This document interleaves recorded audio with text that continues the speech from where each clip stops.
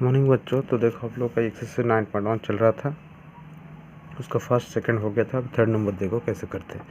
तो क्वेश्चन एक बार पढ़ लेता हूँ। In the adjoining figure lines A B and N M intersect in a point O. ठीक है, ए बी और एल एम जो लाइन है कहाँ पे जुड़ता है? ओ पे जुड़ता है, यानी ओ पे भेद करता है। तो N O B equal to 90 degree. तो एन ओ बी यानी ये एंगल कितना डिग्री दिया है? ये 90 डिग्री दिख रहा है आप लोग को।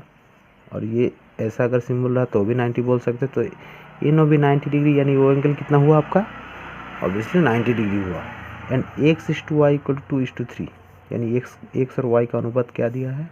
रेशियो 2:3 दिया है। यानी एक्स जब 2 डिग्री हुआ, वाई तब 3 डिग्री होगा। लेकिन देखो वाई, एक्स और 90 डिग्री ये तीनों मिलके क्या होना है? 180 डिग्री। वाई, एक्स और 90 डिग्री तीनों मिलकर 180 डिग्री इसलिए होना है क्योंकि ए बी स्ट्रेट लाइन के ऊपर तीनों एंगल स्थित है। ये वाई, एक्स और 90 degree A be straight line के ऊपर तीनों एंगल स्थित है, इसलिए तीनों एंगल जोड़ के कितना होना है?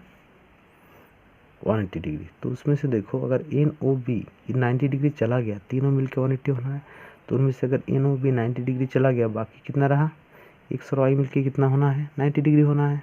ठीक है, तो एक्स और वाई मिलकर कितना डिग्री होना है? 90 डिग्री है। तो देखो N O B equal to already 90 degree दिया है।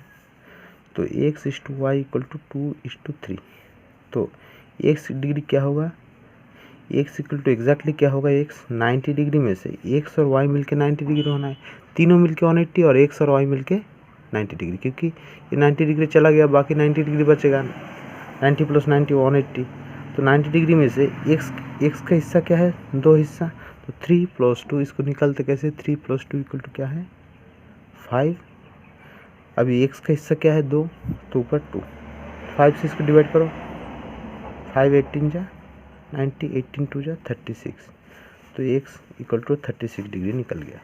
अभी 90 से 36 लेस करोगे तो वाई डिग्री निकल जाएगा, या ऐसे भी निकाल सकते हो।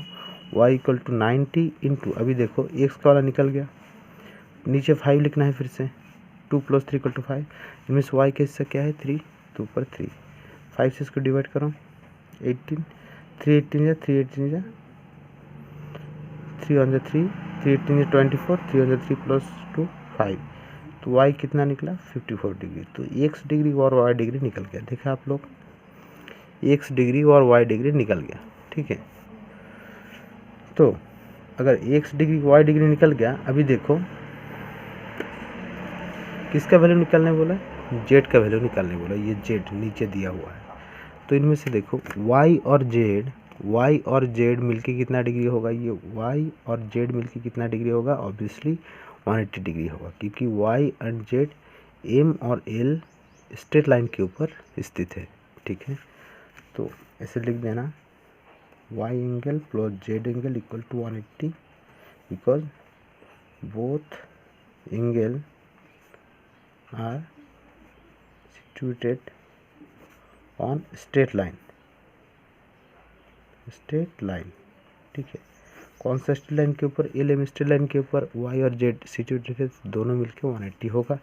तो देखो वाई का हमको पता है, वाई कितना निकला? 54 डिग्री फिलहाल निकाले हम, प्लस जेड को हमको मालूम नहीं, इक्वल टू 180। तो जेड इक्वल टू 180 - 54, तो 4। ठीक है, तो 126। जेड कितना निकला? 126 डिग्री। तो इतना आसान है। ठीक है, इसी तरह बिल्कुल करोगे। देन देखो ये नंबर क्या दिया है? In the given figure E C D ये एंगल ई डी सी इसके साथ इक्वल है। तो क्या प्रूव करना है? ई सी ए यानी बाहर का एंगल, ये इंटीरियर एंगल हो गया, ये एक्सटीरियर एंगल हो गया, equal to E D A, E D B यानी ये वाला एक्सटीरियर एंगल के साथ इक्वल करना है। ऑब्वियसली ये इंटीरियर एंगल है, ये एक्सटीरियर एंगल, तो इसके साथ ये इक्वल है, ये प्रूव करना है। तो देखो पहले क्या करना है, ऐसा लिख देना,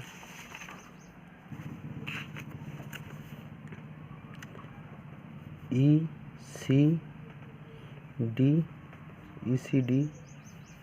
प्लस ई सी डी यानी ये एंगल, और ई सी ए यानी ये बाहर का एंगल मिलके कितना होना है? 180 डिग्री। समझ गए आप लोग? ई सी डी या ये एंगल ECA यानी ये बाहर का एक्सटेरियर एंगल दोनों मिलकर 180 होगा। क्यों होगा? क्योंकि एक स्ट्रेट लाइन के ऊपर दो ये एंगल और ये एंगल स्थित है। तो बिकॉज ऐसे लिख देना, because both angle are situated on straight line, ठीक है। उसी तरह ये हो गया। अभी देखो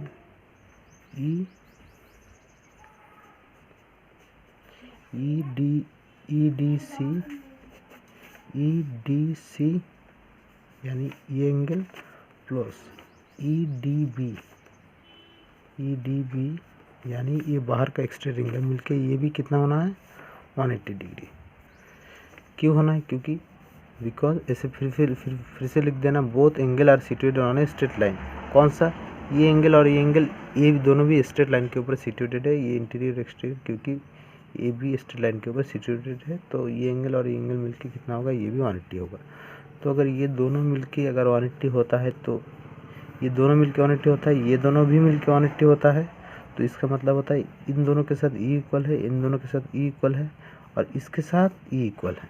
180 इक्वल टू 180, ठीक है। तो मतलब इसके साथ E इक्वल होगा कि नहीं?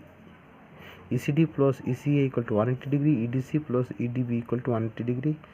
तो 180 के साथ इक्वल है, मतलब इसके साथ ये इक्वल होगा क्योंकि ये दोनों मिलके भी 180 हो रहा है, ये दोनों मिलके भी 180 हो रहा है।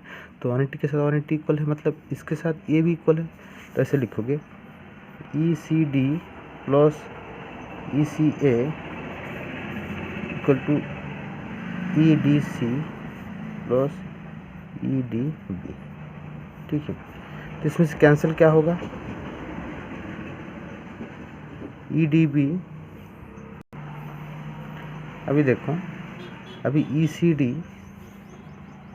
ECD के जगह ECD में लिखा, ECA के जगह ECA में लिखा, ठीक है। इक्वल टू ECD EDC के साथ इक्वल है। EDC ये ECD इसके साथ इक्वल है, दिया है। ECD EDC के साथ इक्वल है। तो EDC के जगह में अगर ECD लिखूँगा तो भी कोई दिक्कत नहीं, ऑब्वियसली कोई दिक्कत नहीं, क्योंकि दे दिया है ECD equal to EDC, ECD equal to EDC दे दिया है। तो EDC के जगह में ECD लिखूँगा तो कोई दिक्कत नहीं, प्लस ये EDB ऑलरेडी है, इसको मैं लिख दिया। अभी देखो इसके साथ ये कैंसिल होगा, क्योंकि अगर इस साइड चला गया तो भी माइनस होगा, कैंसिल होगा। तो बचा क्या है? ECA equal to EDB। तो प्रूफ हुआ कि नहीं? ECA equal to EDB, ECA equal to ED, ये प्रूव हो गया, ठीक है। तो ऐसे लिख देना। तो बाकी का मैं कल दिखा दूँगा, यहाँ तक प्रैक्टिस करो, आसान होगा, ठीक है।